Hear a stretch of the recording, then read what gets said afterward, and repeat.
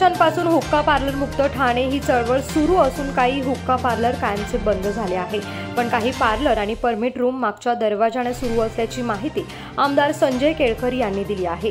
या बेकायदेशीर व्यवसायांवरती कारवाई करण्यात यावी, अन्यथा भाजप युवा मोर्चाचे कार्यकर्ते त्या ठिकाणी जाऊन हिसका दाखवतील असा इशारा देखील त्यांनी दिला आहे। याबाबत पोलीस आयुक्त आशुतोष डुमरे यांची भेट घेतली असून कारवाईची मागणी देखील करण्यात आली आहे। यावर पोलीस आयुक्तांनी मुख्यमंत्र्यांच्या निर्देशानुसार ठाणे पोलीस कारवाईसाठी कटिबद्ध असल्याचं सांगितलं आहे।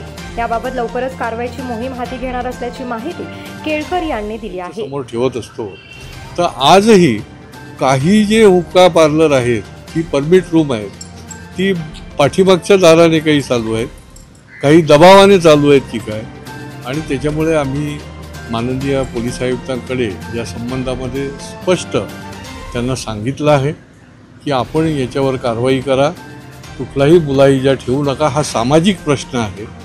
अन्यथा आमचा युवा मोर्चा जो आहे तो त्या ठिकाणी स्वतः ह्या हुक्का पार्लरची जी काही जे चालू आहे त्या ठिकाणी जाऊन उभा राहील।